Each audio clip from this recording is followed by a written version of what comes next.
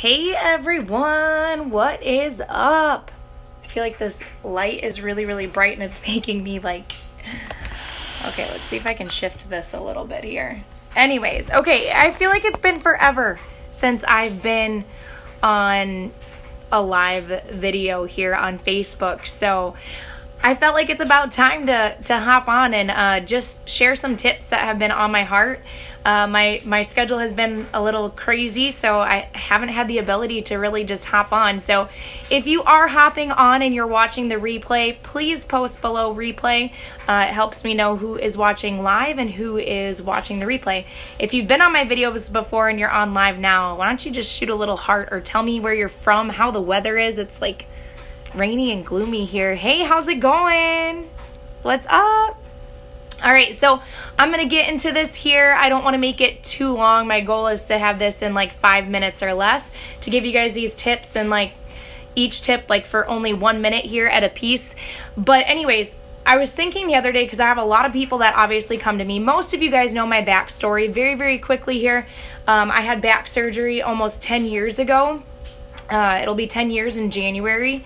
And it was something that kind of just really set a whole new thing in my heart to get healthy and fit, because I figured if something were to happen to me, what would happen to my kids? And so half my L5 disc removed, I ended up losing over 100 pounds, continue to stay healthy and fit, and it's just, it's become a passion in my life, and I love to help people, you know, get on a self-disciplined life and take control over their health, because it's something that we shouldn't take for granted.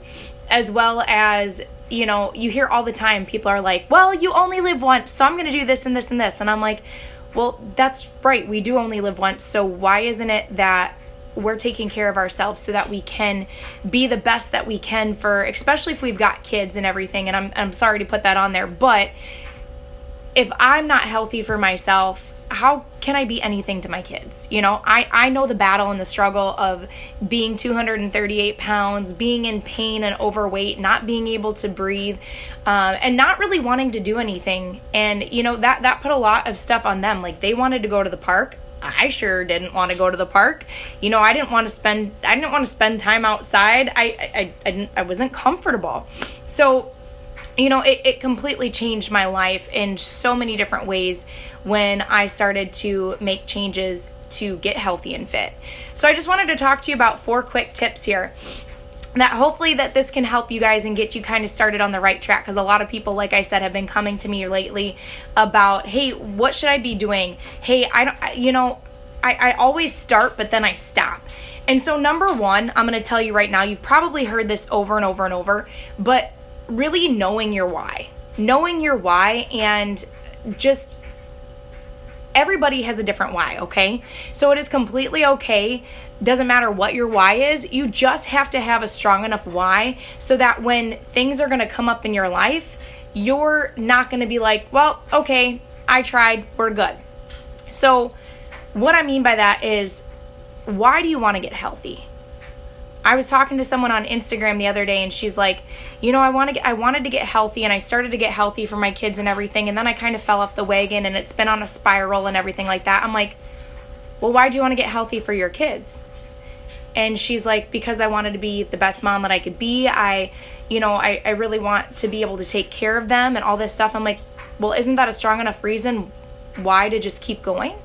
I'm like, don't they mean more to you than to lead into excuses or to, don't your kids mean so much more? Like, put it on a scale. And that's kind of what I had to do. I'm like, well, I can lead all of my addictions here, my smoking, my overeating, eating a bunch of crap and all this stuff here, or I can put my kids and put the kids on the other scale. Like, what one's going to weigh out more? I couldn't sit there and look at my kids in the face and be like, hey, your mom just decided to be so selfish that I wanted to eat whatever it is that I wanted to eat. I wanted to do whatever it is that I wanted to do.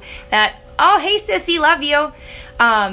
That, you know, now I might have lung cancer, or now I'm obese and I'm dealing with heart issues or diabetes or different things that could have been prevented. And not saying that people who aren't healthy can't get these things, right? I'm not saying that at all. But what I'm saying is, if there's a way to prevent diseases in your life and you have children, isn't that something that's more valuable to do the harder thing and not lead into those temptations and stuff like that? So anyways, like I said, whatever your why is for why you want to get healthy, whatever it is, you just need to make sure that it's a strong enough why and that you're reminding yourself of it every single day.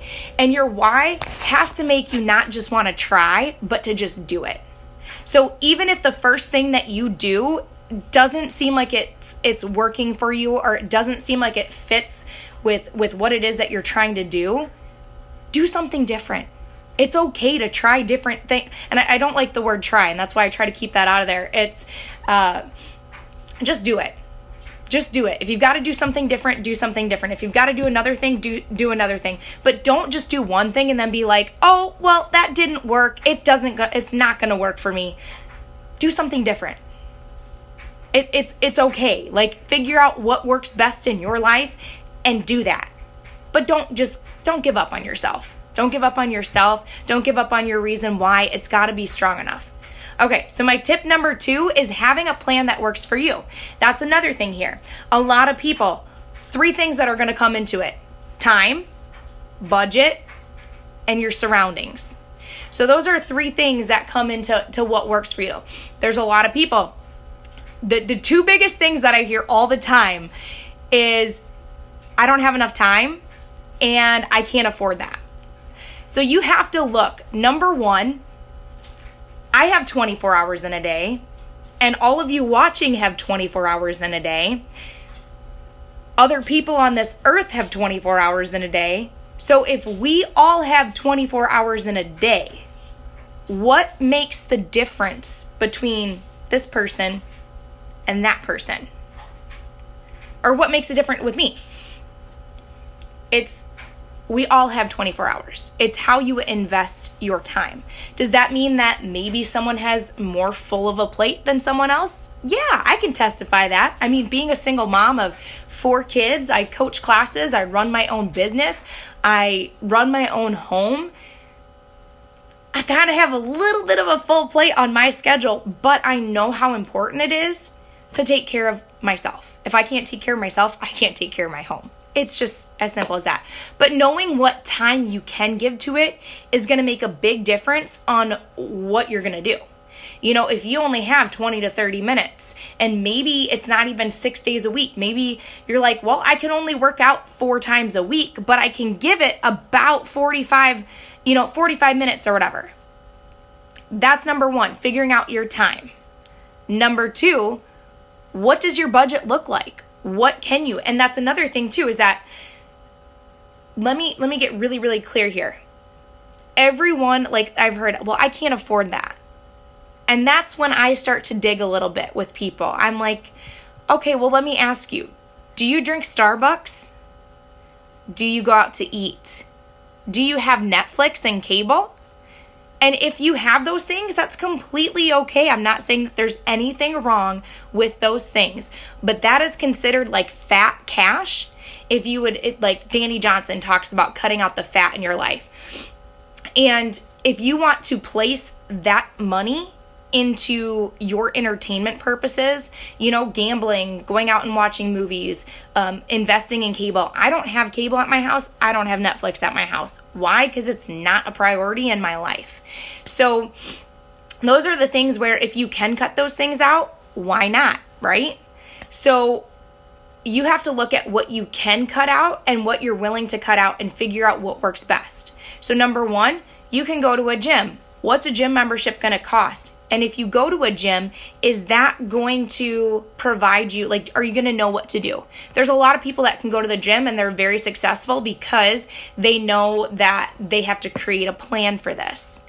Number 2, you can invest in a personal trainer, right? It's going to cost a little bit more, but you're probably going to get a well thought out plan, not only for your exercise, but for your nutrition as well, or even investing in a nutritionist. And I'm not an expert by any means.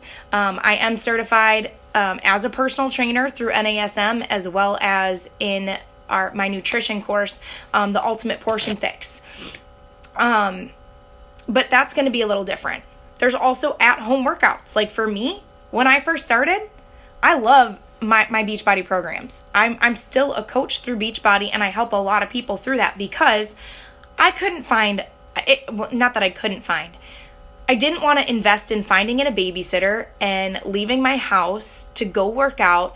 It just wasn't in my season to do that. So I was very successful with my at-home workouts, and it fit right in my budget. It was actually more expensive back then because I purchased DVDs every time a new one came out, and it was like $120 every time that we got a new program. Now, I only pay $99 for the full year, and I get to stream all of the programs that Beachbody has ever created, and there's always something different in there. So if I only have 20 minutes to work out, I can work out for 20 minutes. If I have an hour to work out, I could do a totally different program. One of my ultimate favorite programs is 80-Day Obsession, but I need an hour to do it. And right now, if it's in my house, I don't feel like I've got an hour to work out.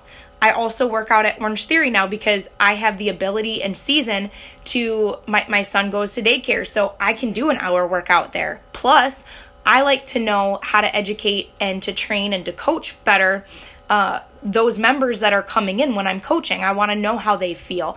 I want to know, to either give them more or to tell them it's okay to, not take it up and this and that. So anyways, know your time, your budget, and your surroundings. Is it difficult for you to work out at home, or, would you rather not be working out with other people?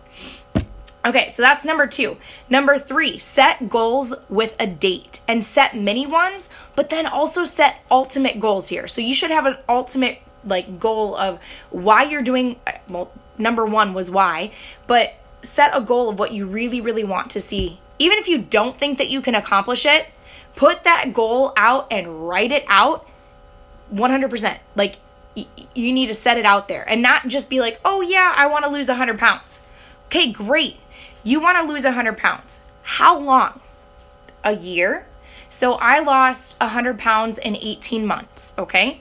So if you think about that and kind of use that as a tool to guide you, if you're like, cool, Ashton, I want to do that too. I want to lose 100 pounds in 18 months.